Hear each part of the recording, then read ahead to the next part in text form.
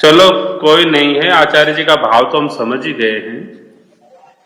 वो कह रहे कि भाई आगे की थोड़ा सा, क्योंकि इनकी तरफ से तो कोई प्रश्न उठता नहीं है, तो थोड़ा सा आप ही बता दीजिए।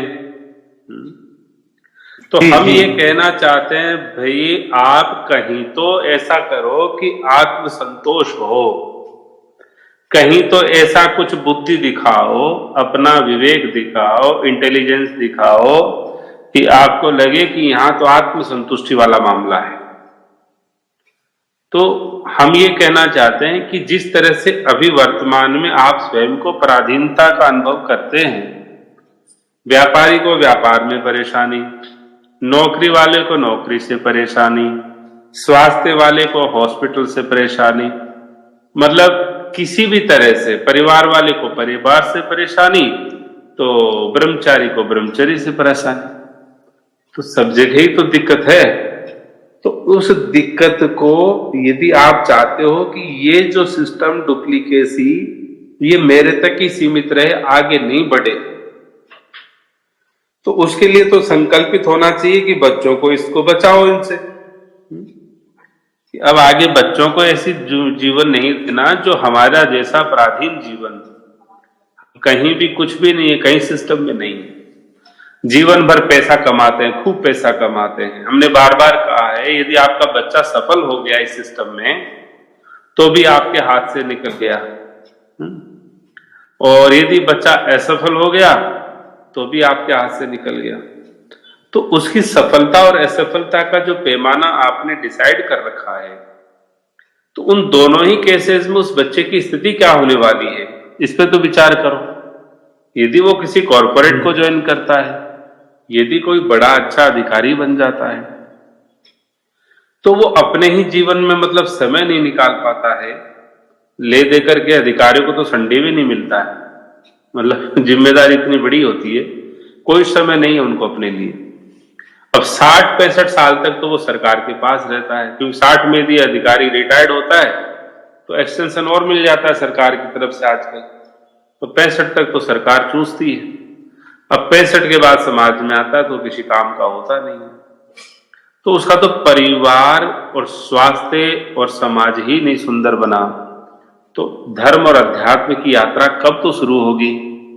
और यदि इसी दौरान यदि यात्रा पूरी हो गई तो फिर उसकी दुर्गति कैसी होगी। तो ऐसा विचार है, इसलिए शास्त्र में हमारे यहां कहा गया है, धर्म, अर्थ, काम और मोक्ष। सबसे प्रथम चरण धर्म बताया गया है शास्त्र में। शास्त्र के अनुसार एक आदर्श जीवन की अपन बात करें तो वो कोई भी हो, ब्रह्मचारी हो, सन्यासी हो, वैरागी हो, विरक्त हो, जो कोई भी हो, गृहस्थी हो, तो उसका धर्म ही सबसे बड़ा है। तो जब हम धर्म की बात करेंगे, तो जब धर्म को धारण करेंगे तो धर्म को धारण करने से अर्थ आएगा। हमने हर बार कहा है कि मायापति, मायापति कहते हैं उनको, लक्ष्मीपति कहते हैं उनको, लक्ष्मी नारायण कहते हैं उनको। तो क्यों कहते हैं साहब? क्योंकि धर्म के पीछे ही उनकी भार्या होती है अर्थ। तो धर्म होगा आपके जीवन में तो अर्थ जरूर आएगा, आपको भटकना नहीं पड़ेगा। तो धर्म और अर्थ, और जब दोनों दाम्पत्य जीवन की व्यवस्था होती है तो भी दाम्पत्य जीवन होगा। जब धर्म हो गया, अर्थ हो गया, तो काम भी होगा, है? क्योंकि शास्त्रोक्त रीति का काम तो वह स्वयं ही है, धर्म ही है। तो काम आ गए, और काम आएगा तो फिर काम के बाद मोक्ष भी होगा। क्योंकि आप जो है काम से जो है संस्कार युक्त संतान की उत्पत्ति करेंगे, संस्कार उनके करेंगे, और संस्कार करके गुरुकुलों में उनको तैयार करेंगे, और गुरुकुल तैयार करने से वो संतान आपको श्राद्ध करेगी, तर्पण करेगी, पिंडदान करेगी, जीवन में वो एक आध्यात्मिक यात्रा कराएगी जिसके माध्यम से आप कल्याण को प्राप्त हो जाएंगे। ये एक स्वाभाविक, एक नैसर्गिक, एक कंपल्सरी प्रक्रिया है समाज। लेकिन अब समाज क्या करता है? धर्म से उसका जिंदगी भर कोई लेना देना नहीं है। आज ही कोई सज्जन बता रहे थे कि गर्भ में 2-3 महीने का बालक है, और वो देवी बता रही हैं कि हमारे श्रीमान जी हमको विकृत वीडियो दिखाते हैं। मतलब इस अवस्था में अब हमको बहुत बेकार वीडियो दिखाते हैं, जिससे मेरा मन बड़ा व्यथित रहता है। बताओ, ये समझ में नहीं आ रही कि वो वीडियो ऐसा क्यों दिखा रहे हैं? तो देवी को लग रहा है कि मेरे आदमी दिखा रहे हैं। देवी को ये लग रहा है कि मेरा आदमी मुझे ये वीडियो दिखा रहा है। जब आदमी दिखा रहा हो तो पहले भी दिखाता भाई, कभी अभी क्यों दिखा रहा है? नहीं, उस आदमी के माध्यम से जो प्रेत भूत बैठे हैं ना, वो दिखा रहे हैं जी। अब वो प्रेत भूत दिखा रहे हैं, तो ऐसी संतान की वहां पर संस्कार बनाना चाहते हैं और फिर बदला लेंगे आपसे एंटर मार मार कर। तो सावधान हो जाना चाहिए। तो कहने का तात्पर्य यह है कि हमारे जीवन में धर्म का गर्भाधान से लेकर के, वैसे तो पाणी ग्रहण से ही ले लो, पाणी ग्रहण से लेकर के अंत्येष्टि संस्कार तक कोई लेना देना नहीं है। जी। तो जब हमारे जीवन में धर्म तो रहा ही नहीं, तो अर्थ नहीं आएगा। जब धर्म नहीं है तो अर्थ नहीं आएगा। बिना पुत्र के आपको पुत्र वधू नहीं मिलती है। बिना एक आदर्श जीवन के लिए आपको आदर्श व्यक्तित्व तो चाहिए। तो जब आपके पास में धर्म होगा तो उनकी भार्या महालक्ष्मी वो भी आएंगी। तो धर्म की दृष्टि मनुस्मृति कहती है, जो धर्म का तात्पर्य जो धर्मात्मा नहीं है, जिसने परमात्मा को प्राप्त नहीं किया है, जिसने बौद्ध नहीं किया है, उसको ग्रस्त में जाने का अधिकार ही नहीं है। और वो भी बात यहां से सिद्ध हो जाती है ना भाई, आप यदि धर्म की तरफ दृष्टि नहीं है, आपको धर्म से लेना देना नहीं है, तो फिर आपको सदग्रस्ती माने ही नहीं जाएंगे, आप ग्रस्त में जा ही नहीं सकते। तो आप अपनी संतानों को बनाना चाहते हो तो धर्मात्मा बनाइए, जिसके लिए उनका जीवन मिला है। आज हर माता पिता परेशान इसलिए है कि उन्होंने अपने बच्चों के साथ में अन्याय किया है, क्योंकि उनके जीवन का एकमात्र उद्देश्य था कि वो धर्मात्मा बने, धर्म से उसका आत्मा का संबंध बने। आज धर्म सिर्फ खाना पूर्ति तक सीमित। तो जैसे वो धर्मात्मा बनेगा तो उसके जीवन में कौन आएगा? वहां मां लक्ष्मी आएंगी। और जब धर्मात्मा है मां लक्ष्मी, जब भी किसी जीवन को देखते हैं, जैसे कोई कहता है कि साहब हाँ आज हमारे जीवन में क्या हुआ, साहब नौकरी लग गई, तो नौकरी का अगला चरण यही कहते हैं लोग बाग कि भैया विवाह कर दिया जाए। तो कहने का मतलब है अर्थ के बाद काम आता है और काम के बाद में फिर मोक्ष आता है। पूत सपूत तो क्यों धन संचय, और पूत कपूत तो क्यों धन संचय। तो संस्कार युक्त संतान ही हमारी यथार्थ संपत्ति है, जो हमारे को मोक्ष का मार्ग प्रशस्त करती है। इतना सरल है आध्यात्मिक जीवन और सनातनीय जीवन, लेकिन इसको इतना कॉम्प्लिकेटेड बना रखा है जिसकी कोई सीमा नहीं। जी। अब इसमें कोई प्रति प्रश्न बन रहा हो तो बताइए, नहीं प्रवचन की बात होगी तो हम महाराज जी से बोलेंगे, वो पूरा प्रवचन कर देंगे आधा घंटे। जी राधे राधे। एक निवेदन है प्रति प्रश्न के रूप में। मतलब जैसे व्यापारी एक सामान्य स्तर का होता है, एक स्मार्ट व्यापार जिसको स्मार्ट बिजनेस कहते हैं, उसमें वो व्यापारी ज्यादा श्रम परिश्रम नहीं करता है, भौतिक रूप से ही इन्वॉल्व होता है, उसमें ज्यादा टचमेंट नहीं करता है, छोटा सा टचमेंट रहता है उसका। उसी प्रकार से है ना धन की वृद्धि जो है, कैसे है ना संक्षिप्त है ना प्रयास में, कम परिश्रम में, जैसे धर्म की विधि से धर्म को भी सहजता से स्वीकार करने की जो शक्ति है, जानने के उपरांत में जो स्वीकार करने की जो संकल्प आप बताते हैं, संकल्प के अंदर भी थोड़ा सरलीकरण करके कृपया करिए हमारे लिए।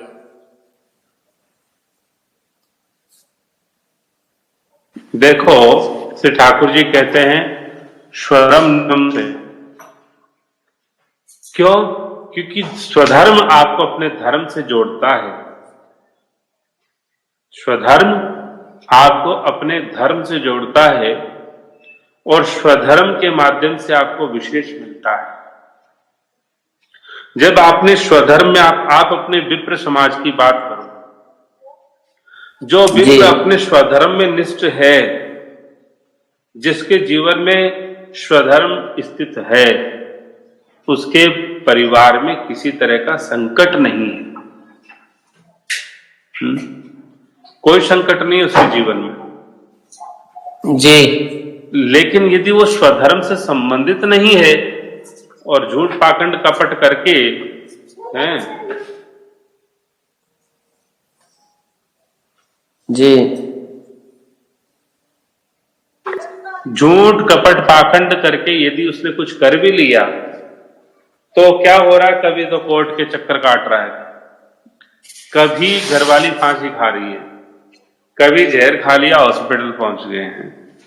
मतलब इतने टंटे फंसे हैं जिसकी कोई सीमा नहीं। जी और यदि नहीं भी ये लगता है कि ये तो संपन्न है जी, कोई दिक्कत नहीं, इनके दुविधा नहीं, लेकिन संतान की व्यवस्था ही नहीं हो रही। मतलब जी संतान बहुत बड़ी बड़ी होगी, ब्याह नहीं हो रहे हैं। जी अभी एक बाबा जी ने हमको फोन किया, बाबा जी तो बाबा जी होते हैं, सिद्धाम वृंदावन से फोन किया, अरे भैया ऐसा है, देखो आपसे तो पूरे दुनिया में संबंधित रहते हैं, ब्राह्मण लोग सब हैं, एक हमारे यहाँ ये जो बेचारे आते हैं कि 3 भाई हैं और तीनों ही कुंवारे, जी तो इनकी माता जी का कहना, महाराज कहीं ब्याह करवा दो, है ना, हम पैसा दे देंगे, और कहीं की भी हो, किसी भी खानदान की हो, कैसी भी हो, हम पैसा दे करके ब्याह कर देंगे, तो ऐसी कोई व्यवस्था हमारी करवा दो। तो एक बात बताओ, तो ऐसी व्यवस्था है कि नहीं आपके समाज में? जी ऐसी व्यवस्था तो समाज में तो नहीं है रात। अरे मैं कह रहा हूं समाज में, तात्पर्य मतलब दिखाई दे रहा है कि नहीं आपको? अब दिखाई दे रहा है, राधे राधे, ऐसा प्रचलन चल रहा है, चल रहा है ना, है जी जी। तो ये क्या है? अब आप या तो ये कह दो कि धर्मो रक्षति रक्षित है भाई, या तो आप कहो कि ये झूठा है, ये सिद्धांत ही झूठा। सिद्धांत कोई झूठा नहीं है राधे राधे। नहीं तो एक बात बताओ, तो बिस पाटिया साफ हो गया, सारा संपट पाठ हो चुका है, तो फिर हम क्या समझे उस बात को? उसको क्या समझे हम?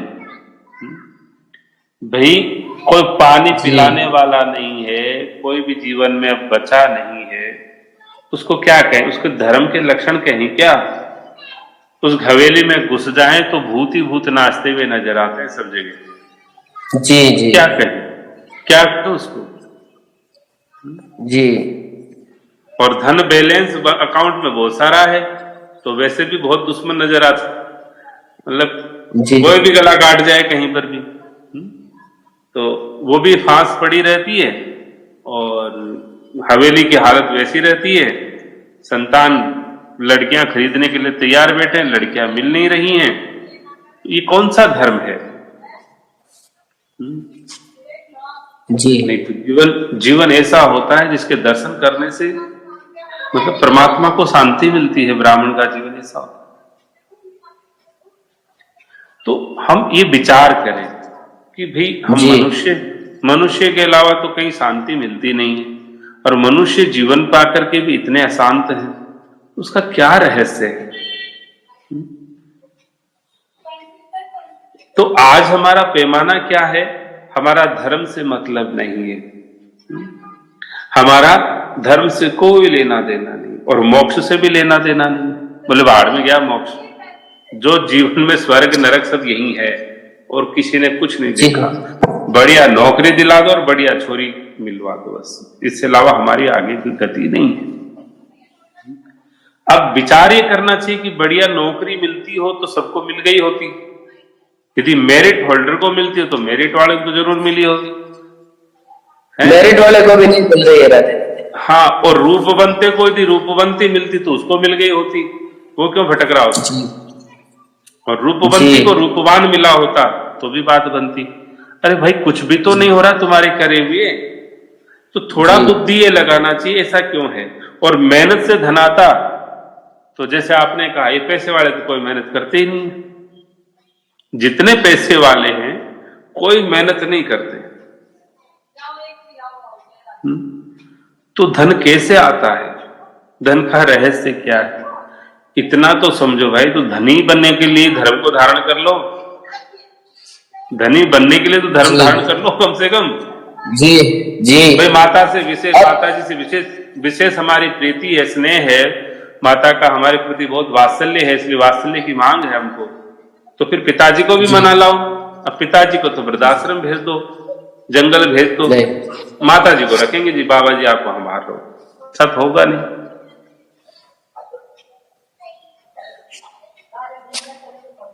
राधे राधे। जी, राधे राधे। अब कुछ छोड़िए क्लियर ना। हुआ? राधे राधे। हाँ, अब हो रहा है। राधे राधे। हाँ, मतलब धन चाहिए तो धर्म को धारण करो, जी सीधी सी कहानी है। धन मिलेगा, जी रोकड़ा मिलेगा फिर। जी और हमने कितनी बार कहा है, पीएसएफ जैसा कोई मंच आपको दुनिया में कहीं मिले तो आप ढूंढ लाओ, आपको इनाम देंगे बैठी बैठी। कोई भी जी कहीं भी मिल जाए तो इनाम ले लो भाई, क्या दिक्कत है? इनाम में तो सीधा रोकड़ा देंगे हम आपको, तो कोई बात नहीं। अब आप जी कोई मंच भी नहीं ढूंढ पा रहे हो, कोई व्यापार धंधा कर नहीं पा रहे हो, कोई इसके जी समकक्ष कोई व्यापार नहीं बता पा रहे हो, तो फिर क्या रोना धोना है? पहले तो आदमी का यही निर्णय होता है कि भाई कैरियर। अब लोग कहते हैं कैरियर कैरियर काउंसलिंग काउंसलिंग।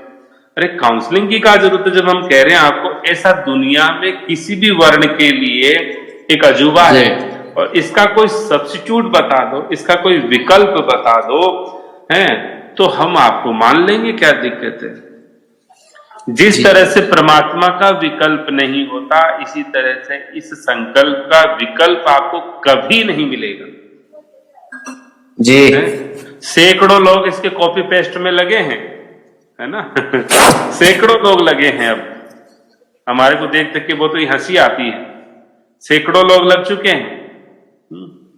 अच्छा लेकिन इसका कोई विकल्प नहीं है, परमात्मा का कोई विकल्प नहीं। भूत भी परमात्मा का रूप धारण करता है, आपको पता है कि नहीं? भूत भी जी आपको बेवकूफ बनाने के लिए परमात्मा का रूप धारण करके आ जाएगा। जी लेकिन वो परमात्मा तो नहीं हो सकता। यदि आप इस प्रकल्प को इसी की नियमावली के अनुसार समझोगे, जीवोगे, तो आपके जीवन की नहीं, आपके आने वाली 7 पीढ़ी की गारंटी ये देता है। जी अब इससे ज्यादा क्या करें भाई?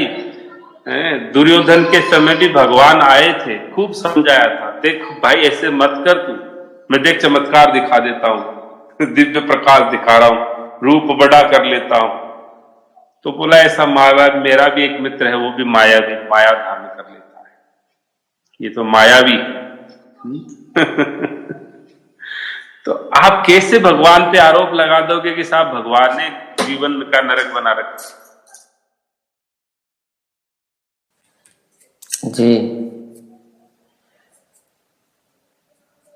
जी, सब स्पष्ट है। राधे राधे। पर कौन सी शक्ति लागू हो रही है जिस कारण से ना तमोगुण नहीं चढ़ रहा है?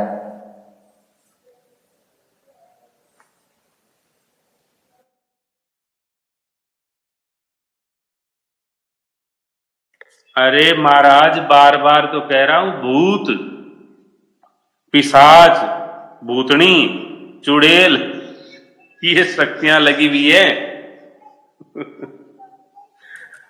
अभी भी जी आपको कंफ्यूजन में बैठे हो कि कौन सी शक्ति लगी। मतलब अब यकीन नहीं आए तो कोई बात नहीं है।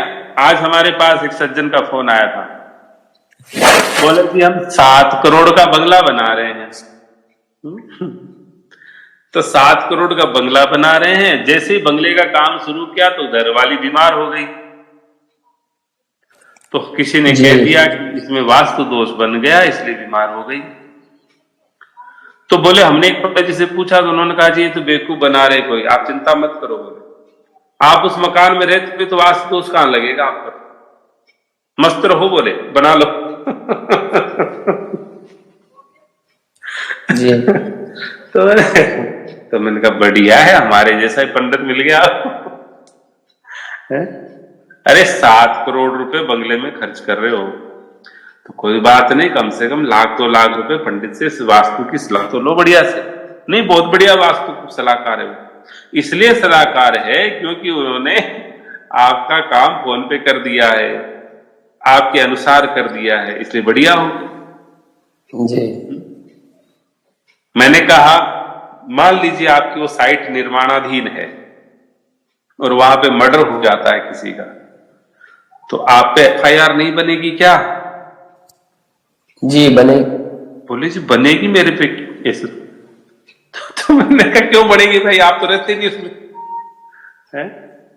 अरे जी। भाई जिसकी संपत्ति है उसी पे तो एफआईआर होगी। जी। ये तो पहले क्लास का बच्चा भी जानता है।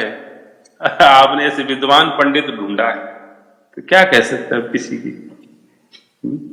जी। लेकिन आपको 2 लाख रुपए बचाने, इसलिए बस बढ़िया है, आपकी दृष्टि में उसी को भगवान बना दो। बोले मेरी बहुत श्रद्धा है उनमें। बढ़िया, फिर श्रद्धावान लभते, लाभ मिलेगा श्रद्धा से, करो खूब श्रद्धा।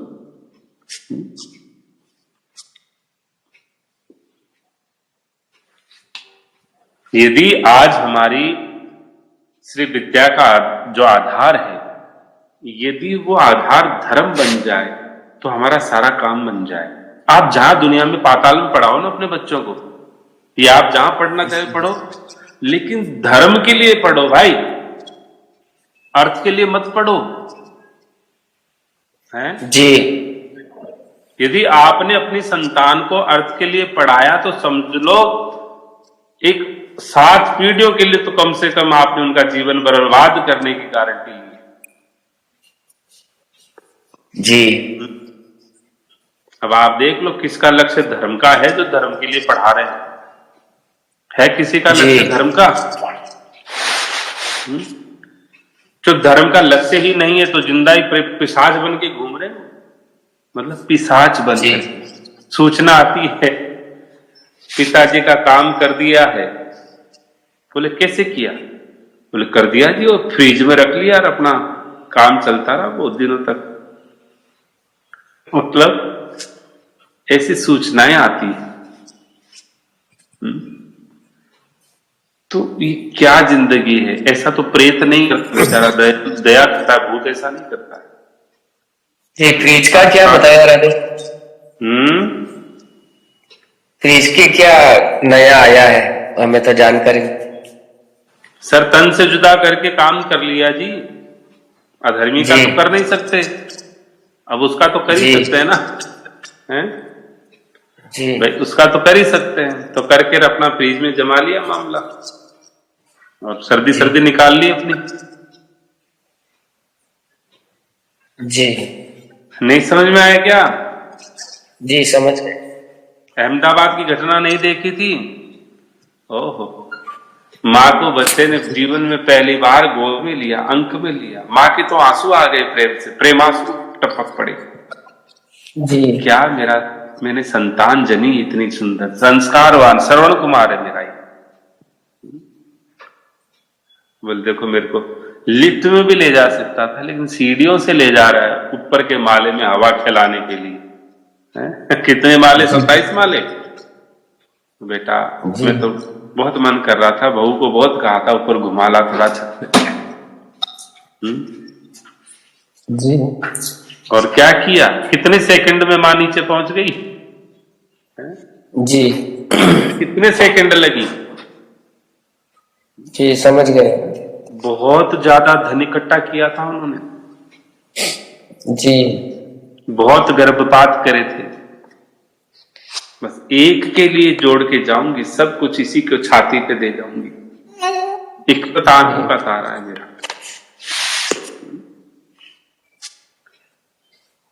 इसलिए बहुत सारे समाज के दर्शन किए हैं, लेकिन ऐसा समाज दर्शन तो यही हो रहा है और कहीं होता नहीं। बड़ा अजीबो गरीब समाज है। हमने आज भी चर्चा थी, कोई मीटिंग थी, हमने कहा भाई हम सबसे लड़ सकते हैं, अधर्मी विधर्मी सब हो सकता है, लेकिन इनसे कैसे लड़े? जी जिनकी हिये की फूटी हुई है उनको कैसे जगाएं? कुछ नहीं दिख जी रहा है। हाय धन, हाय धन, हाय धन, कंठ अवरुद्ध हो चुका है, शमशान की यात्रा सज चुकी है। हाय धन, मतलब ये कह रहा अंगूठा तो चिपवा ले भाई तू। अभी हमारी सूचना, अभी की बात है, अभी जस्ट अभी की। तो कई जी संतों का संगम था और उसमें फिर नेता अभिनेता भी थे। तो हमें कह रहे हैं कि उसमें क्या हुआ उस मठ में कि बाबा जी का अंगूठा चिपकाया हमने, मतलब प्रॉपर्टी पे अंतिम सांस जब छूटने वाला था वेंटिलेटर पे, तो अंगूठा टिकवाया। तो दूसरे जी बाबा जी बोले, ये इसका ये नहीं लगता अंगूठा, ये वाला लगता है। तो दूसरे बाबा जी आए, दोनों अंगूठे पकड़ के दोनों टिकवा दिए, कोई सा तो चलेगा। जी हे भगवान, सब जगह हाय धन, हाय धन, हाय धन। कितना मोटा जी पेट हो गया है, हैं? कितना मोटा पेट है, क्या कहें। दुर्गति इतनी बड़ी है, अंत नहीं दिख रहा है इसका, इसका अंत तो बस अंत तो अंत ही है। जी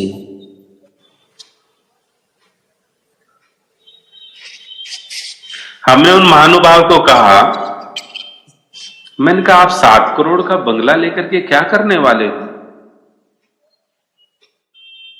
बोले जी बेटा इसमें रहेगा। मैंने कहा हम लिखित दे दें आपको, आपका बेटा इसमें नहीं रहेगा? जी बोले क्यों? मैंने कहा आपके बाप का भी बंगला तो बढ़िया है, आप नहीं रहे उसमें। जी आपके पिताजी का नहीं, आपके दादाजी का भी बंगला था, अच्छा था, आपके दादाजी के भी पिताजी नहीं रहे।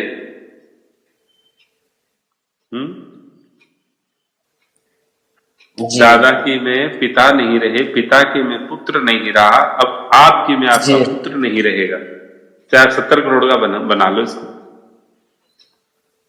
जी और इस बंगले के आप चौकीदार बन के बैठोगे, चौकीदार। जी अभी आप ठुमके लगाते हो ना, 10 दिन के लिए वहां चले गए, 20 दिन वहां घूम आए, आप सिर्फ यहां पर चौकीदार बन के बैठे रहोगे दोनों जन।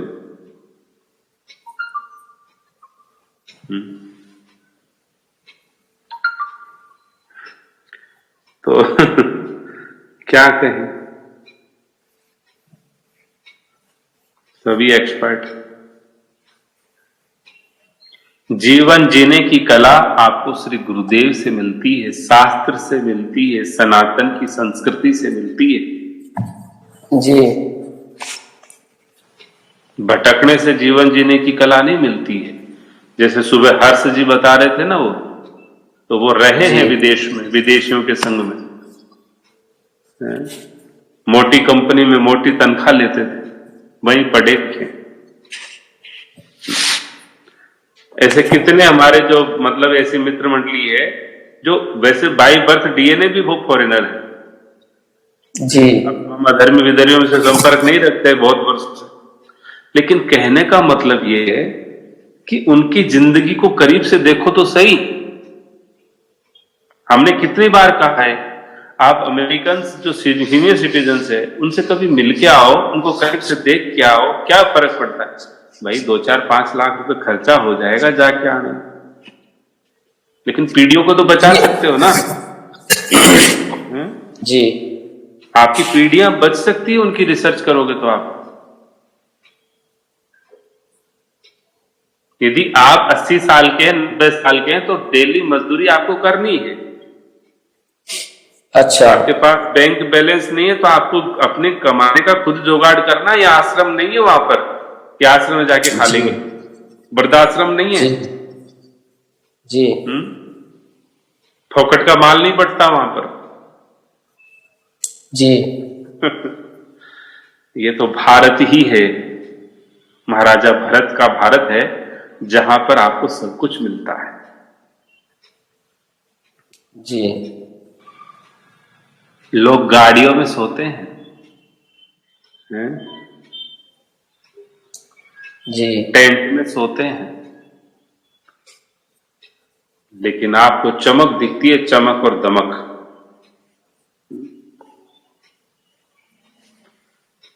तो चमक दमक दिखती है तो भाई नाग में भी बहुत बढ़िया चमक होती है, चमकता है, एकदम चमचमाट करता है, और हाथ लगाओ तो शीतल भी लगता है। लेकिन फन मारेगा ना फन का हाथ, तो ऊपर से नीचे तक पूरा काला कर देता है। जी क्या कहें, कुछ नहीं, बस ये टीबी दिख गया, टीबी। हमारे गुरुदेव कहते थे टीबी नहीं है, टीबी है, टीबी, घोट घोट के मारता है। जी अब तो वो टीबी जेब में ही लेके घूमते हैं राजदूत, तो उसमें देख लेते हैं, आह कैसा सुंदर अमेरिका है, कैसा सुंदर स्विट्जरलैंड है। हमने कितनी बार कहा, एक हमारे स्विट्जरलैंड के दंपति मित्र मंडली थे, एक बार हमारे पास आए इधर, तो श्री गोविंद देव जी के दर्शन को गए हम। मैंने कहा भाई तुम्हारी इच्छा क्या है? तो दोनों जने बोले हमारी इच्छा है भारत में रहने की, कोई इच्छा नहीं। जी ऐसे नहीं कि पहली बार आए थे, हर 6 महीने से आ जाते थे, 6 महीने रहते थे, फिर वो वापस एक बार जाते फिर आ जाते थे। तो जो स्विट्जरलैंड हमारे लिए वैसा क्या, हम कहते हैं धरती का स्वर्ग है। वहां के बासिंदे, वहां के लोकलाइट, वो कह रहे हैं कि मुझे भारत रहना, भाई कहीं नहीं रहना। और हम, भगवान ने करुणा और कृपा करके हमको ये अवसर दिया, हम बोलते जी हम तो अंग्रेज हैं, सबसे बड़े अंग्रेज हैं। अभी की बात है, एक सज्जन बोले हमारे गुरु जी से मिल लो। मन का जी मिल ली, आपसे मिल ली, गुरु जी से एक ही बात है। तो हमें किसी ने बताया वो चड्डी पहन के आए उनके गुरु जी है। तो अब बैठे थे वहां, तो मंत्री जी हमें हाथ पकड़ के ऐसे झटका सा दिया, बोले देखो चड्डी में आ गया। मतलब वहां माताएं बेटी, बहनें बेटी है, और बोले वो दीदी से मिलने चड्डी में आ गया बोले। तो हमें पता चला कि तो इस चड्डी में घूमते। वो एक ओसामा कट लग दाढ़ी है, ओसामा कट दाढ़ी है। वो कौन सा एक वो है ना तबला वादक, जाकिर हुसैन जैसे बाल कर रखे हैं, चड्डी पहनते हैं। तगड़ा काम। जी ये अवसाद है समाज का, अवसाद। इसकी जड़ें बहुत गहरी हैं।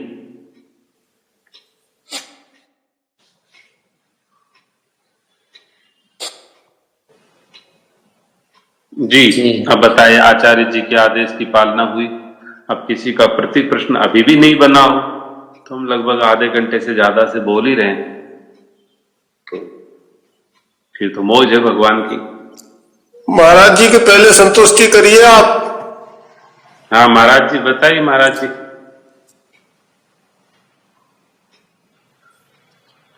जी हमारी संतुष्टि इसी में है, आपने जो बताई उस पर हम है ना सफल हो जाए, कि हम धर्म से है ना, धन के है ना, मतलब है ना प्रलोभन से ही धर्म को अपना ले, ऐसा हमको समझ में आया। एक प्रोफाइल दुनिया में ऐसी नहीं मिलेगी महाराज जो धर्म पर हो और उसके पास में अर्थ ना हो। जी एक भी नहीं मिलेगी। जी